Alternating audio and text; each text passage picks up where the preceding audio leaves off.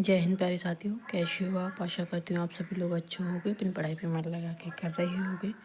तो जी हाँ दोस्तों, आज मेरी ये संज्ञा के रिलेटेड क्लास है जिसमें मैं 20 क्वेश्चन लेकर आई हूँ। हर एक क्वेश्चन इम्पोर्टेंट क्वेश्चन है और हर एक एग्जाम में पूछे जाने वाला क्वेश्चन है। तो बने ही रहिएगा इस चैनल और इसी क्लास में। तो चलिए स्टार्ट करते हैं देरी ना करते हुए। बताइएगा इसका पहला आंसर है, इसका उत्तर क्या होगा। हिंदी राजपाल कौन सी संज्ञा का भेद है। कौन सी संज्ञा का भेद है राजपाल, बताइएगा। इसका राइट आंसर क्या होगा। राजपाल एक पुरुष है, यानी इसमें लिखा हुआ है, आप देख सकते हैं। मैं अभी आपको दिखाती हूँ।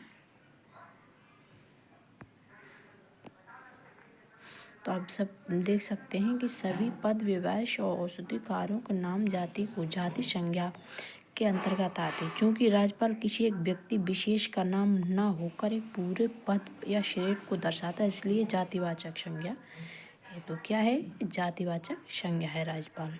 ठीक, आगे देखते हैं। दूसरा प्रश्न है, इसका राइट आंसर बताइएगा कि क्या होगा। हमारे देश में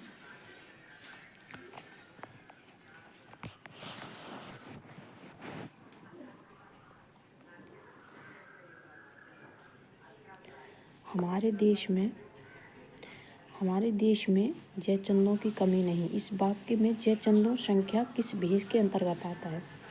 तो बताइएगा। जयचंद यानी जयचंद ना जाने कितने लोग हैं ऐसे दुनिया में जो चुगलखोर होते हैं, उन्हें जयचंद ही कहा जाता है। जो कान भरने वाले होते हैं लोग, उन्हें जयचंद ही कहा जाता है। इसमें लिखा हुआ है, जब कोई व्यक्ति संज्ञा अपने किसी विशेष गुण या अवगुण के कारण प्रसिद्ध हो जाती है और उसका प्रयोग किसी व्यक्ति विशेष के लिए न होकर जैसे कुछ गुणों वाले अनेक व्यक्तियों के लिए किया जाता है, उसे जातिवाचक संज्ञा कहा जाता है। ये जयचंद का अर्थ है विश्वासघातियों से है, यानी विश्वासघात करने वाला है। तो इसका राइट आंसर क्या होगा, बी। ठीक, तीसरा प्रश्न है, इसका राइट आंसर बताइएगा क्या हुआ। बुढ़ापे का एक अवसाफ है, इसे रेखांकित कीजिएगा क्या है। तो आपका राइट आंसर होगा बी।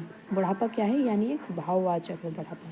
याद रखिएगा, बुढ़ापा एक भाववाचक होता है। बुढ़ापे का मतलब क्या है, उदाहरण। बुढ़ापा शब्द से जीवन की एक विशेष अवस्था या भाव का बोध होता है। जिन शब्दों से किसी भाव, दशा, गुण या व्यवस्था का बोध होता है, भाववाचक संज्ञा कहते हैं। बुढ़ापा जातिवाचक है। बूढ़ा जातिवाचक में और पा लगाने प्रत्यय लगाने से बुढ़ापा यानी भाववाचक हो जाता है। चौथा प्रश्न है, इसका राइट आंसर बताइएगा कि क्या होगा। निम्नलिखित में से कौन सा शब्द व्यक्तिवाचक संज्ञा नहीं है। कौन सा शब्द है जो व्यक्तिवाचक नहीं है। रामायण भी व्यक्तिवाचक है, पटना भी व्यक्तिवाचक है, गंगा भी व्यक्तिवाचक, मगर औरत जो है व्यक्तिवाचक नहीं है, क्योंकि औरत ना जाने कितने होते हैं। रामायण एक विशेष ग्रंथ का नाम है, पटना भी एक शहर का नाम है और गंगा एक नदी का नाम है। इसलिए इन तीनों व्यक्तिवाचक हैं और एक शब्द पूरी स्त्री जाति को बोध होता है, यह जातिवाचक संज्ञा होती है। ठीक है, पांचवा प्रश्न है, इसका राइट आंसर बताइएगा कि क्या हुआ। भीड़ शब्द संज्ञा के किस भेद का उदाहरण है। भीड़ शब्द संज्ञा के किस भेद का उदाहरण है। तो किस भेद का उदाहरण, जातिवाचक का या भाववाचक का, द्रव्यवाचक का या समूहवाचक का। तो आपका राइट आंसर होगा समूहवाचक, क्योंकि भीड़ यानी समूह के लिए कहा जाता है। जैसे कि उदाहरण है, जिस संख्या शब्द से किसी समूह, समुदाय या झुंड का बोध होता है वो समूहवाचक संज्ञा कहते हैं। भीड़ मनुष्य के एकांत होने का समूह को दर्शाता है, ठीक, उसको समूहवाचक ही कहा जाता है। छठा प्रश्न है, इसका राइट आंसर बताइएगा कि क्या होगा। निम्नलिखित में से दृढ़वाचक संज्ञा वाला शब्द कौन सा। दृढ़वाचक, खटाई क्या है, मिठाई, दूध या ठंड। तो ये दूध है, वो एक देख सकते हैं आपका दृढ़वाचक है। आप उदाहरण देखते हैं, जिस संज्ञा शब्द से किसी धातु, द्रव्य, सामग्री या पदार्थ का बोध हो, उसे मापा या तोला जा सके परंतु गिना न जा सके, उसे द्रव्यवाचक संज्ञा कहते हैं। दूध एक तरल पदार्थ है, खटाई और ठंड भाववाचक है, और जबकि मिठाई जातिवाचक संज्ञा है। ठीक है, और जो दूध है इसे तोला जा सकता है मगर इसे गिना नहीं जा सकता, इसलिए ये द्रव्यवाचक में आता है। ठीक है, बताइएगा 7वां प्रश्न है, इसका राइट आंसर बताइएगा क्या है। पंडित जी भारत के प्रथम प्रधानमंत्री थे। पंडित जी भारत के प्रथम प्रधानमंत्री थे। पंडित जी का शब्द कौन सी संज्ञा बताइए।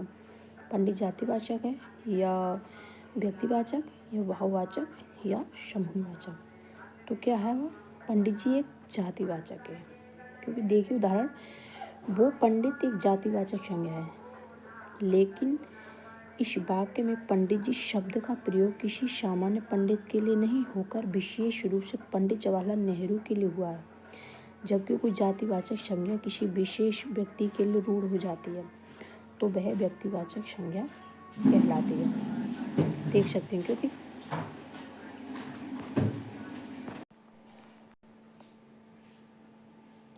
देखिए आपने प्रश्न इसका राइट आंसर बताइए कि क्या होगा। मिठास शब्द क्या है, यानी मिठास शब्द क्या है। मिठास एक व्यक्तिवाचक है, जातिवाचक, बहुवाचक, समूहवाचक। तो मिठास क्या है, मिठास एक बहुवाचक है, यानी उदाहरण देखते हैं। मिठास एक विशेषण शब्द है जब इसमें आश प्रत्यय जोड़ा जाता है तो ये मिठास बनता है।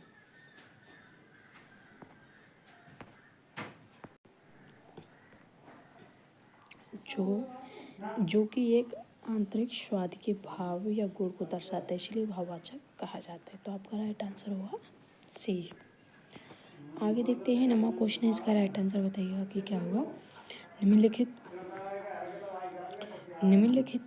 निम्नलिखित विकल्पों में से किस विकल्प में सही शब्द का व्यक्तिवाचक संज्ञा है। व्यक्तिवाचक संज्ञा क्या है बताइएगा। राम, रामचरितमानस या गंगा, कृष्णा, कामयानी या मिठास, लखनऊ, आम या बुढ़ापा। तो आपका राइट आंसर होगा ए, राम, क्योंकि राम एक इंसान है, राम जैसा कोई नहीं है, और रामचरितमानस भी एक पुस्तक है जिससे कोई ग्रंथ नहीं है। गंगा भी एक नदी है, इससे कोई ऐसी कोई गंगा नहीं है। इसलिए जैसे कि आप देख सकते हैं, उदाहरण है विकल्प, राम एक व्यक्ति है, रामचरितमानस विशेष पुस्तक है, और गंगा विशेष नदी है। जिन तीनों में न किसी विशेष का नाम दर्शाता है। इसमें मिठास में भाववाचक है, बुढ़ापा में भाववाचक है, और डी जो है वकील जातिवाचक के कारण अन्य विकल्प गलत है। ठीक है। लड़का शब्द कौन सी संज्ञा है। लड़का शब्द, तो लड़का शब्द एक जातिवाचक, क्योंकि न जाने दुनिया में कितने लड़का हैं, इसलिए जातिवाचक में रखा लग जाता है, लड़का लड़की। जैसे कि उदाहरण में देखते हैं, लड़का शब्द किसी एक विशेष लड़के की ओर इशारा नहीं करता, बल्कि संसार के सभी लड़कों पूर्व जाति में प्रतिनिधित्व करता है, इसलिए जातिवाचक संज्ञा है। यदि नाम रवि होता तो ये व्यक्तिवाचक होता। ठीक। 10वां प्रश्न है, 11वां प्रश्न है, इसका राइट आंसर बताइएगा। समुद्रगुप्त भारत का नेपोलियन था। नेपोलियन किस प्रकार की संज्ञा का उदाहरण है। व्यक्तिवाचक है, जातिवाचक है, बहुवाचक है या समूहवाचक है।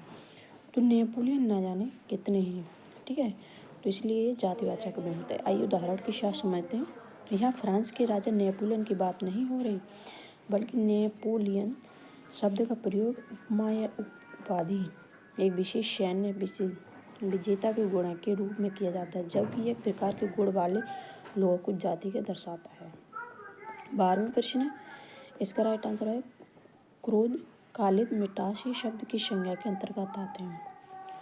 तो ये शब्द के अंतर्गत आते हैं, हमारी बहुवाचक संख्या के अंतर्गत। आइए उदाहरण के साथ समझते हैं। क्रोध एक मानसिक भाव है, कलेश शब्द गुण अवस्था का भाव है, मिठास एक शब्द का अनुभव करता है।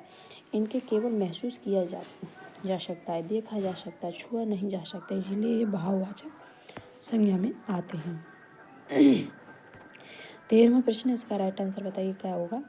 भाववाचक संज्ञा कितने प्रकार के शब्दों से बनती है। भाववाचक संज्ञा कितने प्रकार के शब्दों के साथ बनते हैं। तो कितने प्रकार के शब्दों के साथ बनते हैं, 5 प्रकार के शब्दों के साथ भाववाचक संज्ञा बनते हैं। आइए उदाहरण के साथ जानते हैं।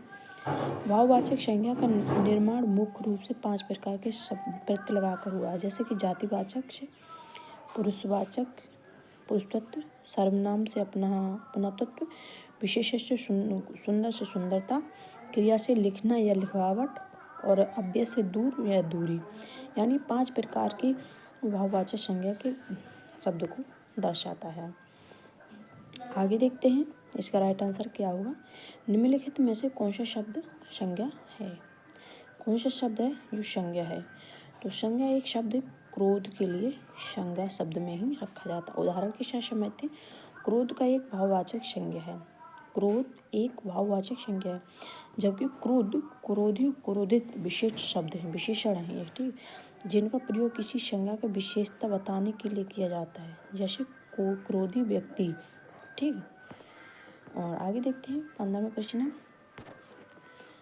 सत्यता शब्द मूल रूप से किससे बना है? इस संज्ञा का भेद क्या है?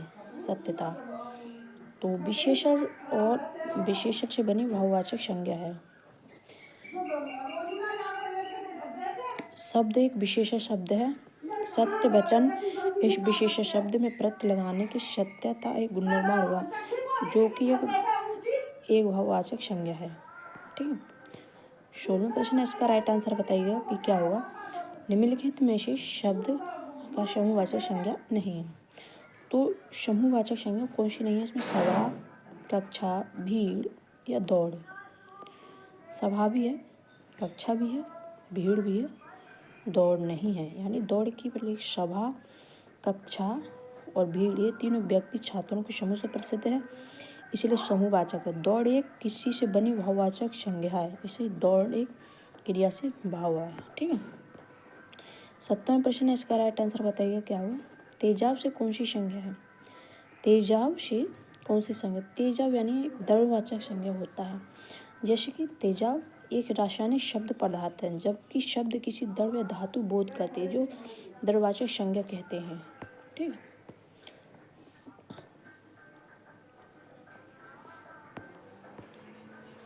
18वां प्रश्न, इसका राइट आंसर, सत्यता से शोधित शब्द किसके संज्ञा का उदाहरण है? तो ये क्या है? ये सब भाववाचक संज्ञा में आते हैं, जैसे कि सौंदर्य, सुंदरता, विशेषता बताता है, जिसका अर्थ होता है सुंदरता या सुगठन। इस प्रकार की शब्दता से ही एक नाम है, इसलिए भाववाचक संज्ञा में आते हैं। 19वां प्रश्न है, ऊंचाई नापनी जो पदार्थ की सौर करो। ऊंचाई कौन सी संज्ञा है? तो क्या है ऊंचाई संज्ञा? हमारी जातिवाचक में आती है ऊंचाई संज्ञा। यूपीएसआई के महत्वपूर्ण नियम, जबकि कोई भाववाचक संज्ञा बहुवचन संज्ञा रूप में प्रस्तुत होती है। जब भाववाचक न रहकर जातिवाचक संज्ञा बन जाती है तो ऊंचाई भाववाचक है, लेकिन ऊंचाई बहुवचन होने के कारण जातिवाचक हो जाती है। 20वां प्रश्न है, बाजार में किस प्रकार की संज्ञा का बोध होता है?